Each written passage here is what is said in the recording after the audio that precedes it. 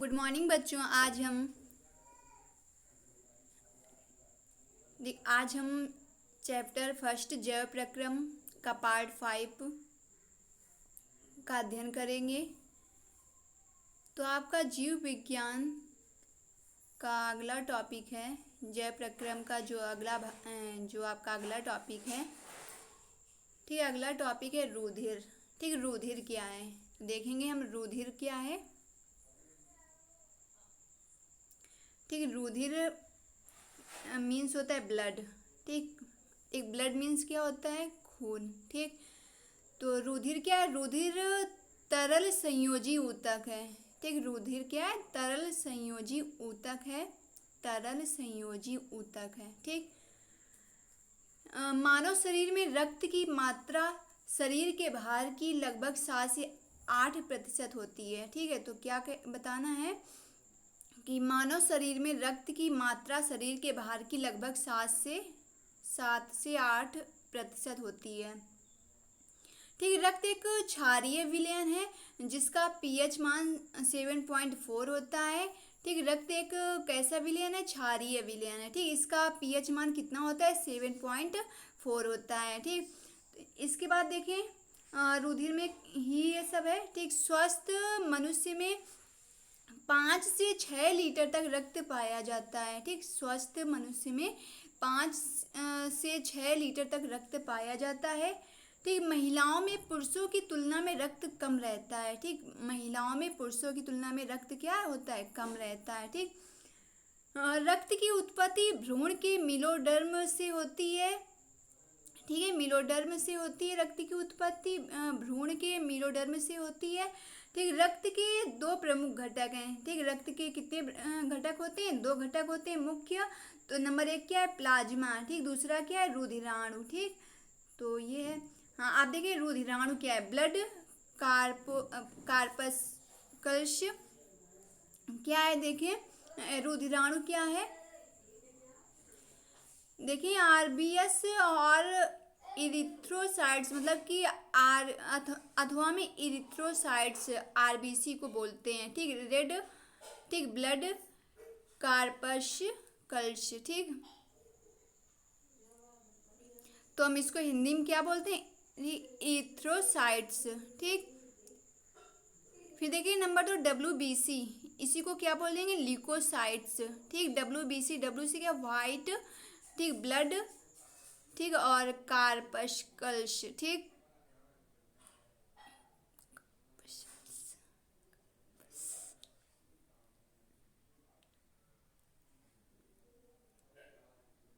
तो हम इसको इस तरह भी बोल सकते हैं। ठीक, तीसरा क्या बोलेंगे? ठीक, रुधिराणु आपका क्या है? ब्लड कार्पस्कल्स है।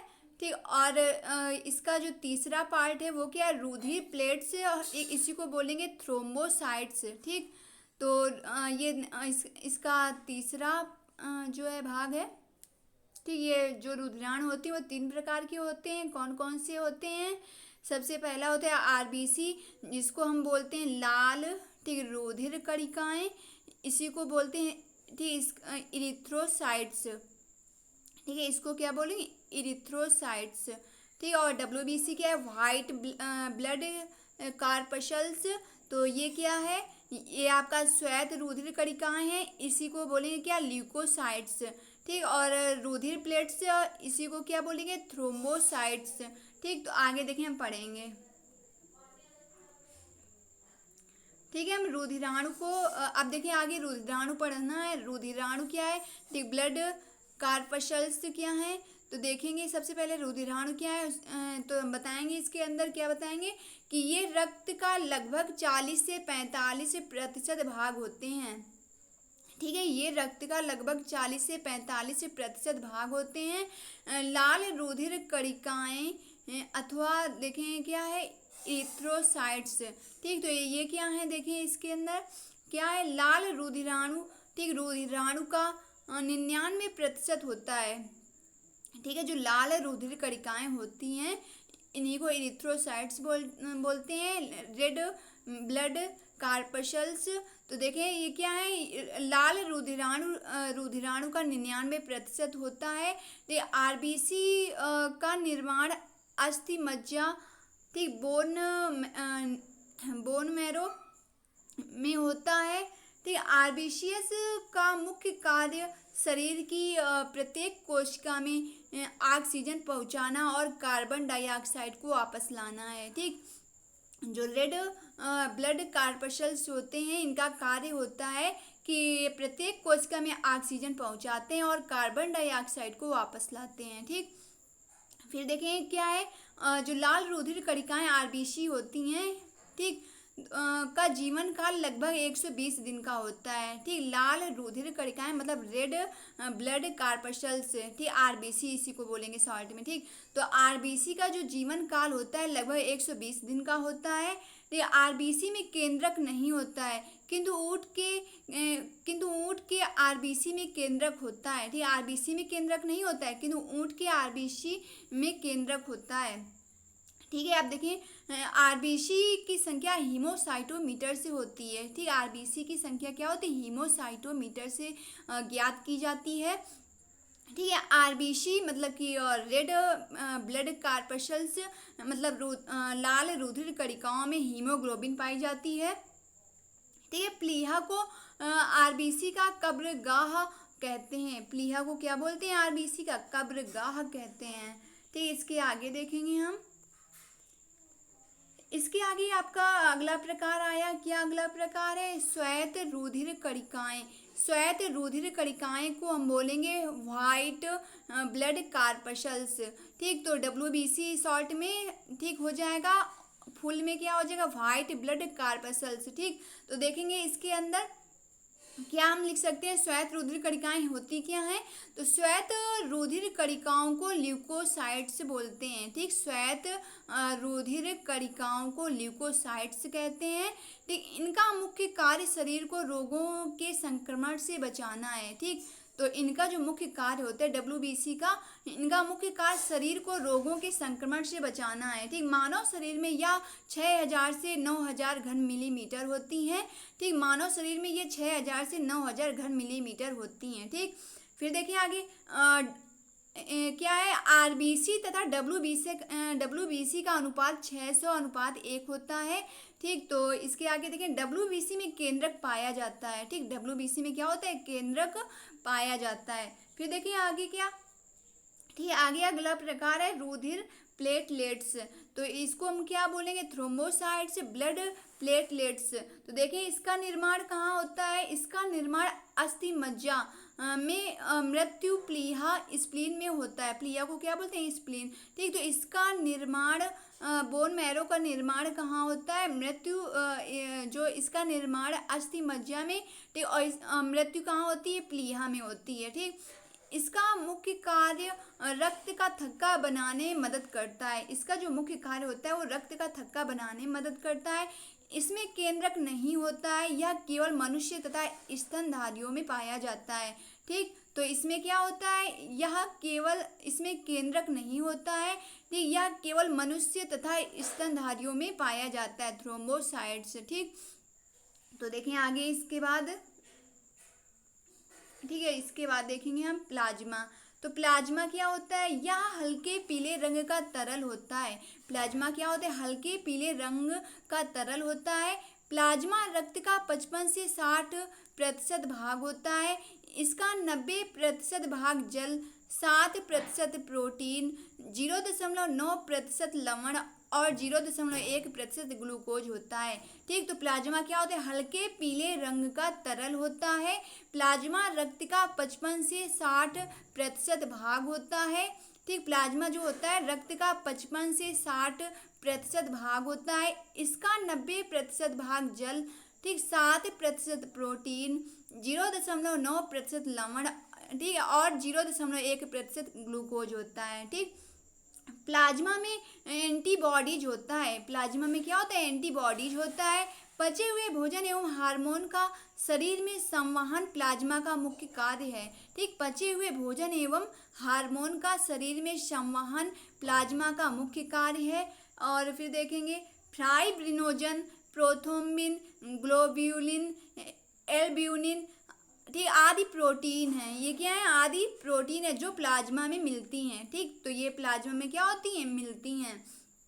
फिर देखें रक्त के कार्य क्या है। रक्त के कार्य होते हैं, देखेंगे इसके अंदर शरीर के ताप को नियंत्रित करता है। रक्त का कार्य होता है जो शरीर का जो हमारा ताप होता है शरीर में, उसको क्या करता है? रक्त नियंत्रित करता है। ठीक, ठीक, और रक्त का थक्का बनाना। ठीक, तो रक्त का कार्य क्या है?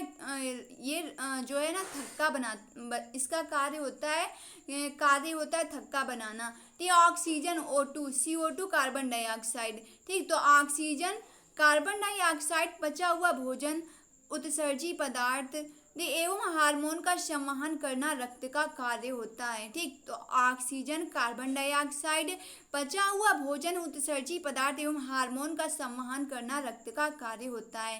ठीक, रक्त में हिपैरिन नामक तत्व होता है। रक्त में कौन सा तत्व होता है? रक्त में हिपैरिन नामक तत्व होता है। ठीक, जो रक्त को वाहिनियों में जमने से रोकता है। ठीक, तो क्या होता है? ये जो रक्त होता है, ठीक, वो हिपैरिन नामक तत्व होता है और ये इसका जो कार्य होता है, एक वो रक्त जो होता है वो वाहिनियों में जमने से रक्त को क्या, हिपैरिन नामक तत्व जो होता है वो रक्त को वाहिनियों में जमने से ठीक रोकता है। फिर देखेंगे इसके आगे। ठीक, आगे देखेंगे क्या है। ठीक, रक्त समूह, इसी को बोलेंगे रक्त समूह को ब्लड ग्रुप। ठीक, तो रक्त समूह की खोज कार्ल लैंडस्टीनर ने किया था। ठीक, रक्त समूह की खोज किसने किया था? तो क्या था? रक्त समूह की खोज कार्ल लैंडस्टीनर ने किया था।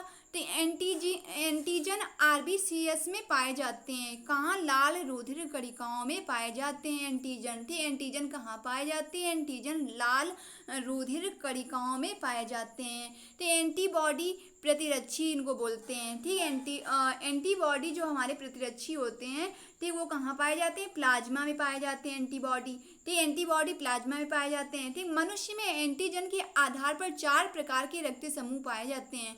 ठीक, मनुष्य में एंटीजन के आधार पर 4 प्रकार के रक्त समूह पाए जाते हैं। देखें आगे कौन कौन से। तो जो रुधिर समूह है, ठीक, रुधिर समूह में कौन कौन आएगा? आपका ग्रुप आएगा A, ठीक, और B आएगा। ठीक, फिर तीसरा AB आएगा। चौथा ग्रुप कौन सा है? कौन सा है? O है। ठीक, तो हमारा जो A आपका जो ग्रुप है उसमें जो एंटीजन होता है केवल क्या होता है? A होता है। ठीक है, और ठीक एंटीबॉडी क्या होता है? केवल B होता है। ठीक, तो आपका जो रुधिर जिसका जो ग्रुप केवल A होता है उसका एंटीजन क्या होगा? केवल A होगा। एंटीबॉडी क्या होगा? केवल B होगा। ठीक, अगर रुधिर समूह आप मतलब अगर B है तो आप तो एंटीजन केवल B होगा और एंटीबॉडी केवल A होगा। अगर रुधिर समूह आपका क्या है? AB है तो AB एंटीजन AB दोनों होंगे और एंटीबॉडी कोई नहीं होगा। ठीक, तो एंटीजन AB दोनों होंगे। ठीक, एंटीबॉडी कोई नहीं होगा। इसके बाद रुधिर समूह अगर O है, O को आपका सर्वदाता बोलते हैं।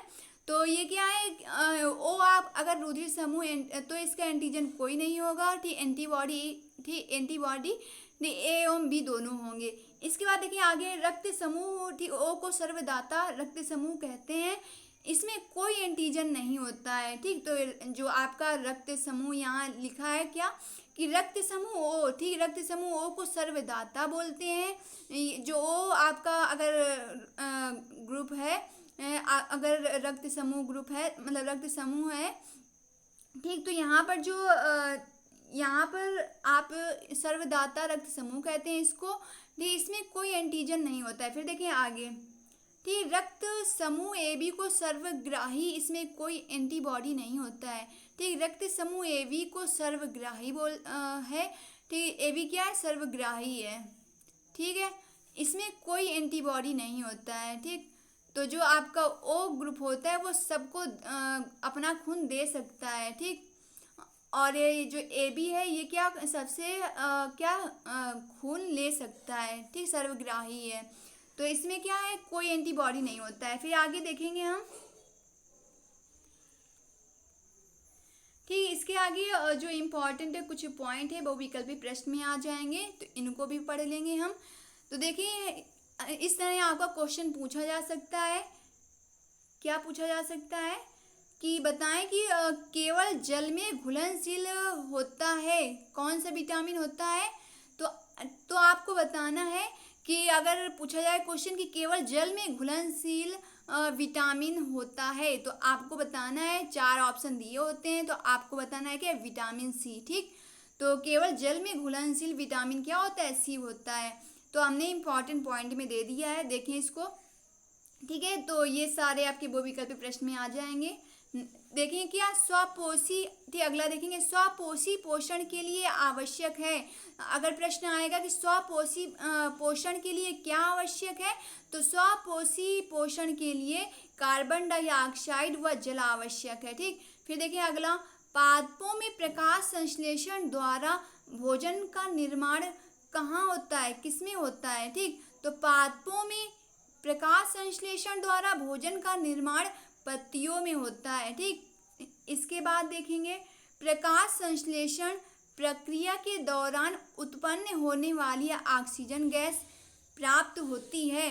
ठीक, तो क्या किससे प्राप्त होगी, देखिए प्रकाश क्या कह रहा है, प्रकाश संश्लेषण प्रक्रिया के दौरान उत्पन्न होने वाली ऑक्सीजन गैस, ठीक, प्राप्त होती है, किससे प्राप्त होती है, जल से प्राप्त होती है। फिर इसके बाद देखेंगे हरित लवक के स्ट्रोमा में होती है।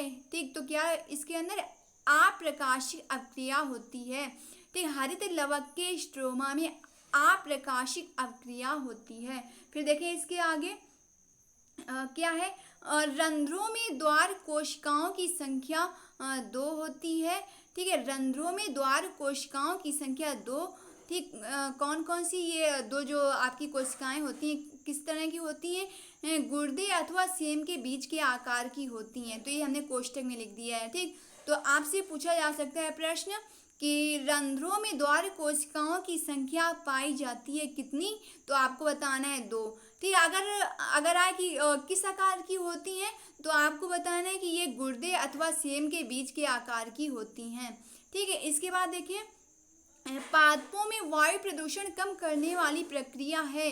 ठीक, तो क्या है, पादपों में वायु प्रदूषण कम करने वाली प्रक्रिया प्रकाश संश्लेषण है। ठीक, जब प्रकाश संश्लेषण होगा तो जो हमारा पेड़ पौधों में वायु प्रदूषण होता है, ठीक है, वो क्या हो जाएगा, कम हो जाएगा। ठीक, तो ये होता है। इसके बाद देखिए क्या है, प्रत्येक जबड़े में अग्रचवणकों की संख्या होती है, तो कितनी होती है, 2 जोड़ी होती है। हमने इसका जो है आप, ठीक है, ये प्रश्न आपका जो विस्तृत में करवाया था कि कौन कौन सी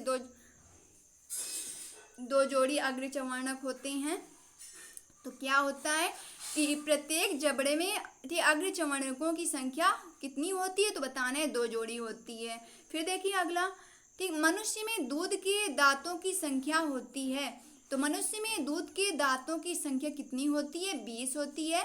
तो ये आपको बताना है। फिर देखिए मनुष्य की लार में पाया जाता है, तो मनुष्य की लार में टायलिन, ठीक, और लाइसोजाइम नामक एंजाइम पाया जाता है। ठीक, तो ये आपका क्या एंजाइम है, तो मनुष्य की लार में टायलिन, ठीक, लाइसोजाइम, ठीक, एंजाइम पाया जाता है। फिर देखेंगे अगला, ठीक, अगला देखेंगे क्या है,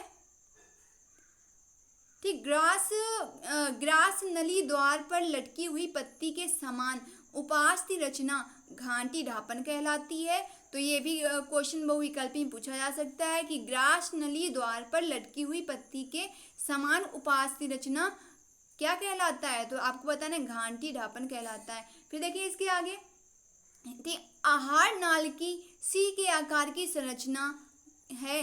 ठीक, तो आपको बताना है क्या, ग्रहणी। ये भी हमने विस्तृत प्रश्न में करवाया है। तो ये आपका इस तरह का क्वेश्चन हो सकता है, बीच बीच से पूछ लिए जाते हैं, इसलिए विस्तृत प्रश्न बहुत जरूरी होते हैं, उसको ढंग से पढ़ना है। और तब ये आंसर भी हमने आपको बता दिए हैं। ठीक, किस तरह का क्वेश्चन आता है, किस तरह का प्रश्न। ठीक, तो आपका प्रश्न होता है क्या यहाँ पर कि आहार नाल की सी के आकार की संरचना है, तो आपको बताना है क्या, ग्रहणी। फिर देखेंगे अगला, क्रमि रूप परिशेषिका। ठीक है, क्रमि रूप परिशेषिका का भाग है, क्या भाग है, कौन सा भाग होता है, क्रमि रूप परिशेषिका बड़ी आंत का भाग है। ठीक, यकृत से होता है, तो यकृत क्या होता है, लीवर होता है, यकृत क्या होता है, लीवर होता है। तो इससे क्या होता है, पित्त रस का श्रावण होता है। तो यकृत से क्या होता है, पित्त रस का श्रावण होता है। इसके बाद ये पित्त रस का श्रावण किसमें होता है, अब इस तरह का प्रश्न आ जाए तो पित्त रस का श्रावण, ठीक है, यकृत में होता है। ठीक, पित्त रस का श्रावण क्या होता है, यकृत में होता है।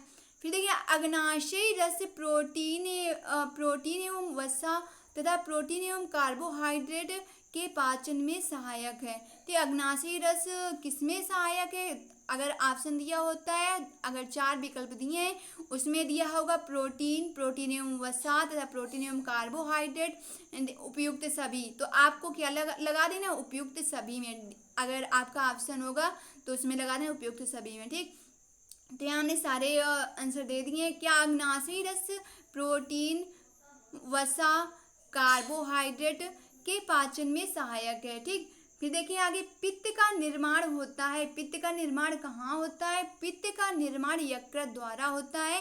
ठीक, ग्लाइकोजेनेसिस क्रिया में ग्लाइकोजन में बनता है। ठीक, ग्लाइकोजेनेसिस क्रिया में क्या बनता है, ग्लाइकोजन बनता है। फिर देखिए आगे, ठीक है, आगे ये क्या है, हाँ अब पूछा जाएगा कि जो एंजाइम होता है, ठीक, एंजाइम आप कौन सा ऐसा एंजाइम है जो प्रोटीन के पाचन में सहायक है, इस तरह का क्वेश्चन आ सकता है। तो हमने इम्पोर्टेंट पॉइंट में आपको दिया है।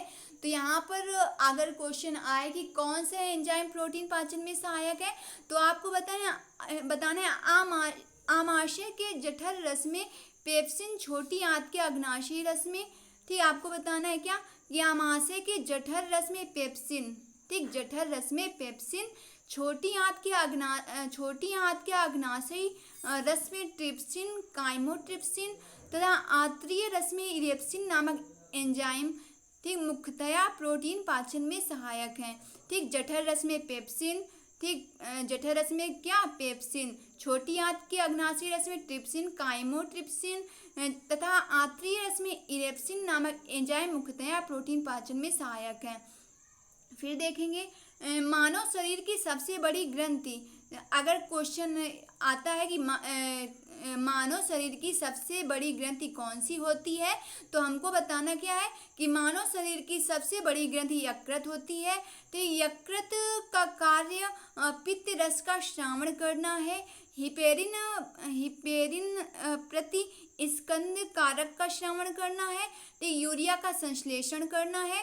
तो जो आपकी सबसे बड़ी ग्रंथि होती है मानव शरीर की, तो वो क्या होती है, यकृत होती है। और यकृत के बाद में कौन सी ग्रंथि होती है, तो बताना है अग्नाशय। ठीक, तो यहाँ पर है मानव शरीर की सबसे बड़ी ग्रंथि यकृत होती है। यकृत का जो कार्य होता है, अगर यकृत का कार्य आ जाए तो बताना है पित्त रस का ये श्रावण करता है, हिपेरिन प्रति स्कंद कारक का श्रावण करता है, यूरिया का संश्लेषण करता है।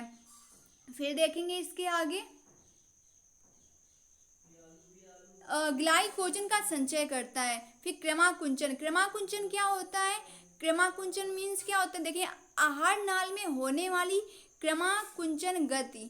ठीक, आहार नाल जो हमारा शरीर का भाग है, आहार नाल, तो आहार नाल में जो भोजन जाता है, तो आहार नाल में होने वाली क्रमाकुंचन गति भोजन को पतला बनाकर, ठीक, भोजन को पतला बनाकर आगे बढ़ाने में सहायक होती है। तो जो क्रमाकुंचन गति होती है वो भोजन को पतला बनाती है और आगे बढ़ाने में सहायक होती है। उसके द्वारा जो हमारा भोजन अंदर जाता है, ठीक, वो भी जब पतला हो जाता है भोजन तभी अंदर जाता है। ठीक, तो ये कह रहा है कि क्रमाकुंचन जब उसमें गति होती है तो क्या होता है, भोजन आपका जो है ठीक आगे बढ़ता है। फिर देखिए आगे, ठीक, आमाशय में या भोजन के पाचन में सहायक होती है। तो आमाशय में या भोजन के पाचन में सहायक होती है, जो ये गति होती है वो आमाशय में भोजन के पाचन में सहायक होती है। क्रमाकुंचन गति स्वायत्त तंत्रिका के नियंत्रण में एक प्रतिवर्ती क्रिया के रूप में होती है। ठीक, क्रमाकुंचन गति स्वायत्त तंत्रिका के नियंत्रण में एक प्रतिवर्ती क्रिया के रूप में होती है। फिर देखेंगे वसा का पाचन का प्रक्रम। ठीक, वसा का पाचन, ठीक, वसा का पाचन का प्रक्रम भी देखेंगे। ठीक, तो देखेंगे वसा का पाचन मुख्य रूप से आहार नाल की छोटी आंत में होता है।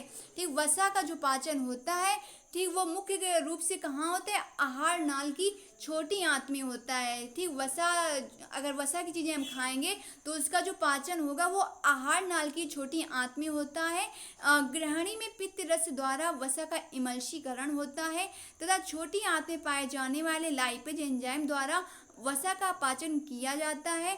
या भोजन की वसा को वसी अम्ल तथा ग्लिसरॉल के अणुओं में विखंडित कर देता है। ठीक, तो ये क्या होता है, छोटी आंत में पाए जाने वाले लाइपेज एंजाइम होते हैं, वो क्या करते हैं, वसा का पाचन करते हैं। ठीक है, और ये भोजन की वसा को वसी अम्ल तथा ग्लिसरॉल के अणुओं में विखंडित कर देता है। फिर देखें आगे लार क्या है।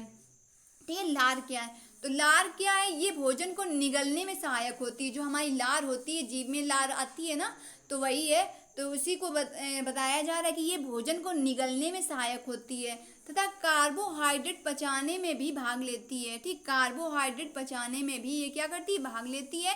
ठीक, लार में उपस्थित टाइलिन नामक एंजाइम मंड को शर्करा में बदल देता है। जो लार में हमारा जो एंजाइम पाया जाता है वो कौन सा एंजाइम होता है, टाइलिन नामक एंजाइम होता है, और इसका जो काम होता है वो मंड को शर्करा में बदल देता है। ठीक, इसके बाद देखें ग्लाइकोलाइसिस की प्रक्रिया कोशिका द्रव्य में होती है। इंपॉर्टेंट पॉइंट में आ गया। ठीक है, तो अब पूछा जाएगा कि ग्लाइकोलाइसिस की प्रक्रिया कहाँ होती है, तो आपको बताना है ग्लाइकोलाइसिस की प्रक्रिया कोशिका द्रव्य मतलब साइटोप्लाज्म में होती है। फिर देखिए इसके आगे, फिर क्या है, पाइरूवेट के विखंडन से या कार्बन डाइऑक्साइड जल तथा ऊर्जा देता है और यह क्रिया माइटोकॉन्ड्रिया में होती है। फिर देखें क्या है, एटीपी तथा NADP2H का निर्माण,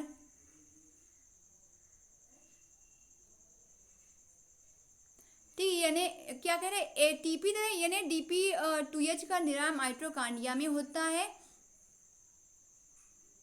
ठीक, ग्लाइकोलाइसिस के अंत में 2 ATP अणुओं का लाभ होता है। ठीक, तो यहीं से जो है हमारी क्लास समाप्त होती है। इसी के आगे अभी हम अध्ययन करेंगे। Thanks class, thanks for watching this video.